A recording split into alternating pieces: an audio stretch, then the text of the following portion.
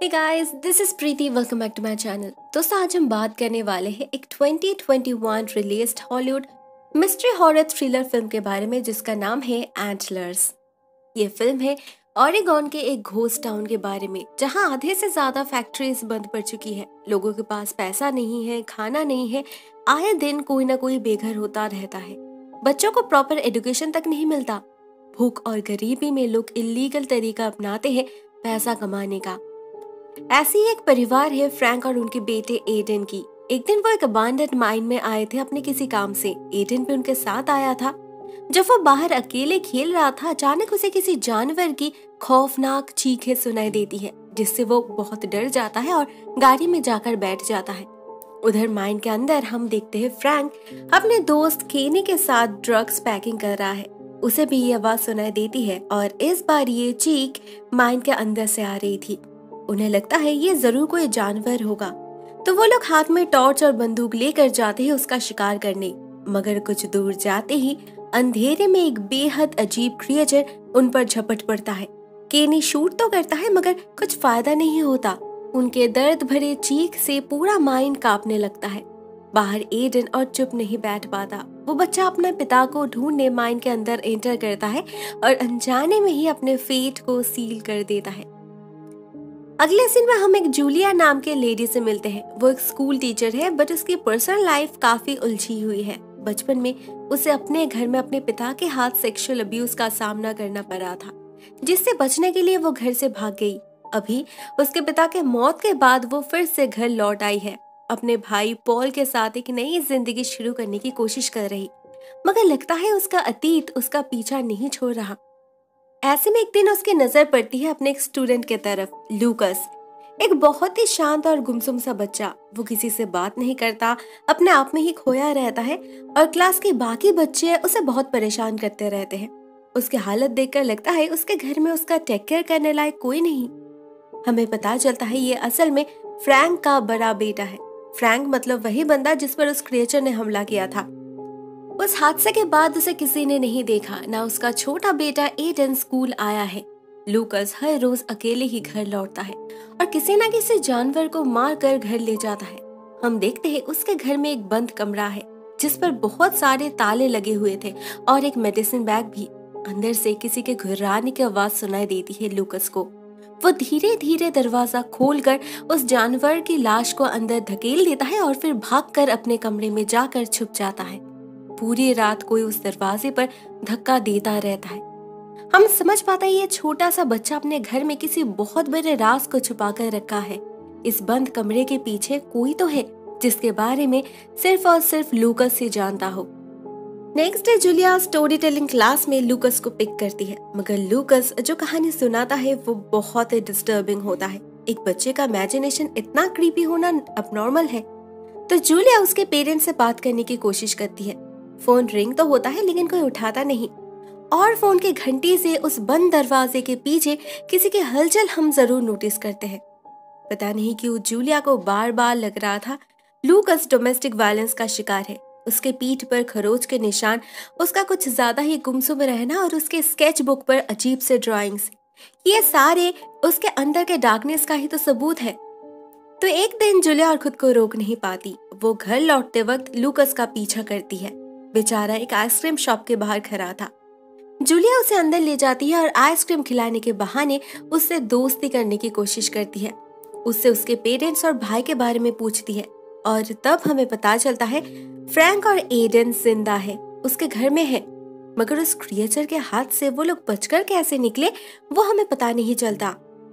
लूकस Julia को उसका पीछा करने से मना करता है और खुद घर की तरफ रवाना हो जाता है। रास्ते पर उसे एक जानवर की लाश दिखती है जिसे कौवे नोच नोच कर खा रहे थे। लूकस उसे एक प्लास्टिक में भरने लगता है और तब तक उधर जूलिया उसके घर पहुंच चुकी थी। घर की हालत देखकर लग नहीं रहा था कि यहाँ कोई रहता भी है। जूलिया दरवाजे पर नॉक करती है। दरवाजा तो खुला था मगर अंदर से ऐसे इनह्यूमन आवाजें आने लगती है कि जूलिया डर जाती है और वो लिटरली भाग निकलती है उस घर से। इसके कुछ देर बाद लूकस घर लौटता है। उस जानवर की लाश को टुकड़ों में काट के कंटेनर में भर के ले जाता है उस बंद कमरे में। जैसे ही वो ट्रे जमीन पर रखता है, अंधेरे में से कोई निकलकर उस मांस भरे प्लेट को उठाकर गायब हो जाता है। इसके बाद सामने आता है एक छोटा सा बच्चा, जिसे देखकर हम पहचान पाते हैं ये तो एडन है। लूकस उसे कुछ खाना देता है और कहता है जब पापा सो जाएंगे मैं फिर आऊंगा। इसका मतलब हमने अभी अभी जिसको देखा वो ही फ्रैंक है, लेकिन वो किसी जानवर की तरह घुरा क्यों रहा था? लूकस जल्दी से कमरे से निकलकर ताला लगा देता है। उसके बर्ताव से ये क्लियर था कि उसे पता है कि यहाँ कुछ गड़बड़ है। उसी तरह जूलिया अपने भाई से बात करता है फ्रैंक के बारे में। पॉल एक पुलिस ऑफिसर है और फ्रैंक को अच्छी तरीके से जानता है। वो कहता है फ्रैंक अपने ड्रग एडिक्शन के लिए कई बार जेल जा चुका है और शायद उसी के कारण आज लूकस की ऐसी हालत है। जूलिया के दिल में एक शक बैठ चुका था। भले ही उसे सच्चाई नहीं पता, मगर उसे इतना तो आइडिया लग चुका था कि उस घर में कुछ गड़बड़ है। उधर हम लूकस को देखते हैं। वो अपने भाई से मिलने जाता है देर रात, उससे बात करता है, कुछ चिप्स देता है खाने के लिए, मगर अचानक ही एडन खांसने लगता है। उसके आंख और मुंह से खून निकलने लगता है, काले रंग का। उधर फ्रैंक भी ग्राउल करने लगा था। तो लूकस और वहां नहीं रुकता, वो जल्दी से नीचे जाकर दरवाजा लॉक कर देता है। नेक्स्ट मॉर्निंग हम उसे देखते हैं जंगल में जाल बिछाते हुए। उधर जूलिया लूकस का डेस्क सर्च करती है तो उसे मिलती है कुछ books about animal traps and mythology और उसका स्केचबुक भी। जूलिया इन स्केचेस को ले जाकर प्रिंसिपल एलिन को दिखाती है। एलिन उसे प्रॉमिस करती है कि वो खुद फ्रैंक से बात करेंगे। वो जाती भी है उसके घर, मगर घर में घुसते ही उसे एक बहुत ही गंदा स्मेल आता है, जैसे ये घर कोई घर नहीं कोई मॉर्ग हो। पूरे घर में कहीं कोई दिखाई नहीं दे रहा था, सिर्फ उस बंद कमरे के अंदर से आवाज आ रही थी। तो एलिन दरवाजा खोलकर अंदर जाती है और उसे दिखता है एडन। एडन का पूरा शरीर काले रंग के नसों से भर चुका था। वो इतना दुबला हो चुका था कि उसे देखकर एलिन चौंक उठती है, मगर वो नोटिस नहीं करती कब उसके पीछे फ्रैंक आ पहुंचा था। फ्रैंक हमला कर देता है उसके ऊपर और एलिन को जिंदा ही खाने लगता है। हम उसके पेट में बारूद जैसे किसी चीज को जलते हुए देखते हैं। लहूलुहान हालत में वो भयानक दिख रहा था। वो चिल्लाने लगता है और तभी उसके मुंह से हम एंटलर्स को निकलते हुए देखते हैं। बिल्कुल ऐसा ही कुछ लूकस भी बना रहा था स्कूल में, मतलब उसने भी जरूर इस चीज को देखा होगा। At the same time police को जंगल में एक इंसानी लाश का टुकड़ा मिलता है। इसके बाकी पार्ट्स उन्हें उस अबांडन्ड माइन से मिला था। पहले तो पॉल को लगा ये जरूर किसी वाइल्ड एनिमल का काम होगा, मगर जो डॉक्टर ऑटोप्सी कर रहे थे वो श्योर थे इस पर घाव किसी इंसान के दांतों का है। आईडी से पता चलता है ये केनी का शरीर है। केनी मतलब वही आदमी जिस पर फर्स्ट सीन में हमला हुआ था। पॉल अपने फेलो ऑफिसर्स के साथ माइन में जाके सर्च करता है। उसे वहाँ बहुत सारे मेडिसिन बैग्स मिलते हैं और साथ में एंटलर्स के टुकड़े भी, लेकिन ये किसी जानवर का लग नहीं रहा था। उधर स्कूल खत्म होने के बाद जब लूकस जंगल के रास्ते घर लौट रहा था तो क्लिंट नाम का एक लड़का उस पर हमला करता है, मगर उसके कुछ करने से पहले ही उन्हें किसी क्रिएचर की चीखें सुनाई देती है। हम समझ पाते हैं ये वही क्रिएचर है, दी एंटलर्स। उसे देखकर लूकस तो भाग जाता है, मगर डर से क्लिंट की हालत खराब हो चुकी थी। वो हिल तक नहीं पाता और ये क्रिएचर उस पर हमला करके उसे खा जाता है। जब लूकस घर पहुंचता है तो उसे पूरे घर में सिर्फ खून ही खून दिखता है। बाहर एलिन की गाड़ी खड़ी थी और घर में फ्रैंक और एडन का दिखाई नहीं दे रहे थे। लूकस को सारा मामला समझ आ गया था, तो वो जल्दी से एलिन की गाड़ी को छुपा देता है और उन स्टेन्स को क्लीन करने लगता है। उधर तब तक एलिन के पति ने मिसिंग रिपोर्ट फाइल कर दिया था। साथ में क्लिंट के बारे में भी उसके पेरेंट्स कंसर्न थे। वो अभी तक घर जो नहीं लौटा था। रात में पॉल ये सारी बातें जूलिया से डिस्कस करता है। जूलिया को याद आता है एलिन कल फ्रैंक के घर गई थी, हो ना हो उसका राज जरूर उसी घर में छुपा है। तो अगले दिन जब लूकस स्कूल में था, जूलिया जाती है उसके घर। उसे एलिन की गाड़ी मिलती है और चेक करने पर एलिन की लाश भी। वो तुरंत ही पॉल को कॉल करती है और पुलिस को एलिन के साथ साथ और एक लाश भी मिलती है जो भयानक दिख रही थी। ऐसा लग रहा था जैसे इस शरीर के अंदर बर्स्ट हुआ हो, अंदर का सब कुछ जलकर राख हो चुका था। डीएनए रिपोर्ट से पता चलता है यही फ्रैंक है, मगर एडन का कुछ पता नहीं चल रहा था। कुछ देर बाद जब लूकस घर लौटता है तो जूलिया उसे अपने साथ ले जाती है, उसे हॉस्पिटलाइज करती है। पता चलता है वो सीवियरली डिहाइड्रेटेड है, साथ में मैलनरिश्ड भी। उसे साइकियाट्रिक ट्रीटमेंट की भी जरूरत है। हॉस्पिटल में रहते वक्त लूकस को कुछ फ्लैशबैक्स आते हैं जिससे हम जान पाते हैं फ्रैंक के साथ एक्चुअली क्या हुआ था। उस दिन माइन में उस क्रिएचर के हमले से केनी की जान चली गई। फ्रैंक किसी तरह एडन को लेकर घर वापस तो आ गया, मगर उसकी हालत बहुत खराब हो चुकी थी। उस क्रिएचर ने उसे काट लिया था, वो इन्फेक्टेड हो गए थे। कुछ दिनों के अंदर उसे अपने शरीर में कुछ भयानक बदलाव नजर आने लगे, तो उसने अपने आप को कमरे में बंद कर लिया। लूकस से कहा, कुछ भी हो जाए दरवाजा मत खोलना, सिर्फ टाइम पे उसे रॉ मीट सप्लाई करना होगा। कुछ दिन बाद एडन की हालत भी खराब होने लगी। शायद माइन के अंदर उस क्रिएचर ने एडन पर भी हमला किया था। अभी जब उसके अंदर सिम्टम्स दिखने लगे तो फ्रैंक उसे अपने साथ रख लिया। अकेला रह गया लूकस। इस छोटे से उम्र में उस पर जैसे पूरे दुनिया का बोझ आ गया था। पिछले 2 महीनों से ये सब चल रहा है। सब कुछ संभालते संभालते बेचारा लूकस कंप्लीटली डेवस्टेटेड हो चुका था। लेकिन ये सब सिर्फ उसे ही पता है और किसी को नहीं। पुलिस को तो अभी तक भनक तक नहीं लगी। बस एक सीनियर ऑफिसर वार्डन गेस कर पा रहे थे कि असली मामला क्या है। लेकिन वो इतना वियर्ड था, इतना हिलेरियस था कि कोई इजीली बिलीव नहीं करेगा। पॉल और जूलिया जाते हैं उनसे बात करने और तब उन्हें पता चलता है उन्हें फ्रैंक के घर से, माइन से जो हॉर्न्स के टुकड़े मिले हैं वो किसी साधारण जानवर के नहीं है, वो एक माइथोलॉजिकल क्रिएचर वेंडिगो के हैं। लूकस इसी का स्केच बनाता है।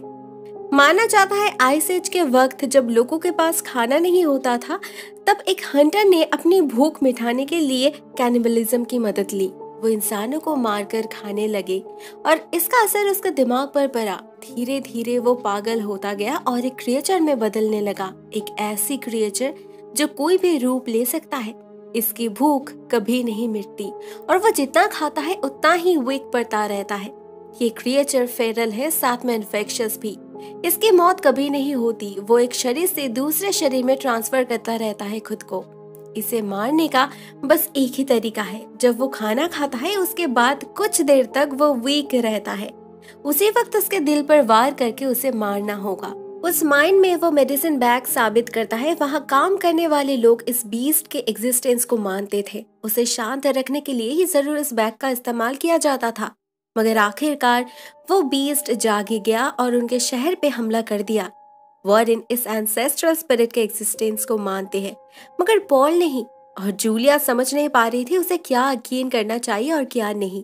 क्या सच में ही ये किसी नेचर बीस्ट का काम हो सकता है? उसे रात पुलिस को क्लिंट की लाश मिलती है। उसे भी बाकियों की तरह नोच नोच कर खाया गया था। उसके शरीर का टुकड़ा टुकड़ा कर दिया था किसी ने। उधर लूकस को हॉस्पिटल से छोड़ दिया जाता है तो जूलिया उसे अपने घर ले आती है, मगर एडन तब भी लापता था। सभी उसे हर तरफ ढूंढने लगते हैं और इधर जूलिया लूकस से बात करने की कोशिश करती है। उसे इन्फॉर्म करती है उसके पिता के मौत के बारे में, मगर सब कुछ जानकर लूकस एक बेहद अजीब जवाब देता है। कहता है जो मरा है वो सिर्फ फ्रैंक का शरीर है, उसके पिता तो जिंदा है स्पिरिट फॉर्म में, और एडन उनके साथ ही है। एडन को उसकी जरूरत है। उनके पिता आएंगे और उन्हें माइन में ले जाएंगे एडन के साथ रहने के लिए। मतलब लूकस को पता है फ्रैंक पोजेस्ड था, मगर उसे लगता है उसके पिता ही वो एंसेस्ट्रल स्पिरिट है। अगर वो उसे कच्चे मांस से फीड करेगा तो वो बच जाएगा। लेकिन बात ऐसी नहीं थी। जब तक वेंडिगो फ्रैंक के अंदर था, फ्रैंक ने किसी तरह खुद को काबू कर रखा था, जिससे वो अपने ही बच्चों को हर्ट ना करे। वो लगातार वेंडिगो को फीड करता रहा कच्चे मांस से और उसे शांत रखा, इसीलिए लूकस बच गया, मगर बाकी लोग नहीं। इतने में डैन को घर के बाहर शेड से उस क्रिएचर की आवाज सुनाई देती है, एक बहुत ही श्रील वॉइस। तो वो चेक करने जाता है और उसे एडन दिखता है। वो डर से कांप रहा था, मगर जैसे ही डैन उसके तरफ आगे बढ़ता है, उस पर ये क्रिएचर हमला कर देता है। अपने एंटलर से उसे घायल करके उसका आधा शरीर खा जाता है। कुछ देर बाद पॉल वहां जा पहुंचता है और उसे दिखती है डैन की लाश। वो तैयार ही था, लेकिन ऐसे इनह्यूमन एंटिटी के लिए नहीं। घर के अंदर जूलिया को कुछ समझ नहीं आ रहा था वो क्या करे। उसे कोई वेपन भी नहीं मिलता। इतने में लूकस भागता है अपने भाई को बचाने। जूलिया उसे रोक नहीं पाती। उधर पॉल को खतरे में देखकर वो खाली हाथ ही उसे बचाने जाती है। तब तक वेंडिगो उसे घायल कर चुका था। उसके हाथ से खून निकलने लगा था। फॉर्चुनेटली जान से बच गया था पॉल। जूलिया किसी तरह संभालती है खुद को और उसे लेकर जाती है लूकस को ढूंढने, मगर माइन तक पहुंचते पहुंचते पॉल एक्सेसिव ब्लीडिंग के कारण बेहोश हो गया था। जूलिया को अकेले ही अंदर जाना पड़ा। अंदर उसे एडन और लूकस मिलते हैं और उनके साथ था वो बीस्ट। वो खा रहा था, जरूर लूकस ने लाकर दिया होगा, तभी तो वो जिंदा है। वो जूलिया को भागने के लिए कहता है, मगर जूलिया ऐसा नहीं कर पाती। इस बीस्ट का असली चेहरा बहुत ही भयानक दिख रहा था। उसके शरीर के अंदर जैसे आग जल रही थी। जूलिया उसे शूट करती है, मगर उससे कुछ नहीं होता। उल्टा ये क्रिएचर और ज्यादा वायलेंट होकर झपट पड़ता है। खाने के बाद वो कुछ वक्त के लिए वीक पड़ रहा था, इसीलिए जूलिया उससे लड़ पा रही थी, मगर कब तक। एक पॉइंट पे जूलिया और खुद को प्रोटेक्ट नहीं कर पाती, तो लूकस उसे बचाता है। वो एक चाकू से इस बीस्ट पर हमला कर देता है और जूलिया उसी चाकू से उसका दिल निकालकर उस बीस्ट को मार डालती है। लेकिन फायदा इससे भी नहीं होता, क्योंकि इस बीस्ट को मारना इतना आसान नहीं था। उसके इस रूप का खात्मा जरूर हो चुका था, मगर उसकी स्पिरिट एडन में समा चुकी थी। उस छोटे से बच्चे का शरीर उसका बोझ ले नहीं पा रहा था। दर्द हो रहा था उसे, और वो बिल्कुल फ्रैंक की तरह बिहेव करने लगा था।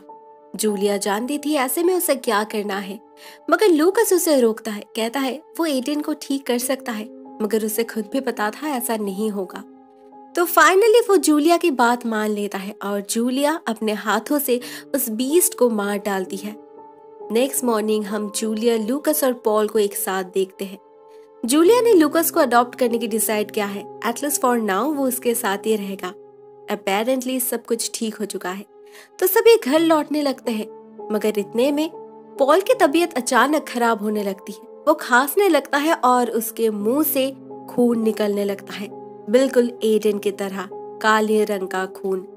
मतलब वो बीस्ट मरा नहीं, पॉल के अंदर शेल्टर लिया है। वो हमले के दौरान घायल जो किया था पॉल को, अभी पॉल है उसका नया होस्ट, उसका शेल्टर। दोस्तों, ये फिल्म यहीं पर एंड हो जाती है, मगर अगर कोई सिक्वल आया भी तो उसकी मेन स्टोरी पॉल से रिलेटेड ही होगी।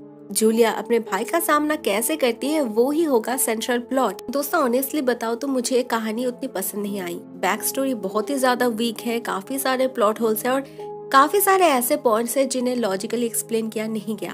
तो मुझे तो कहानी पसंद नहीं आई। आपको ये वीडियो कैसी लगी? Write down in the comment section. आज के लिए बस इतना ही दोस्तों। Thank you so much for watching this video. बहुत जल्द मिलते हैं किसी और नए वीडियो के साथ। तब तक के लिए टेक केयर, टाटा।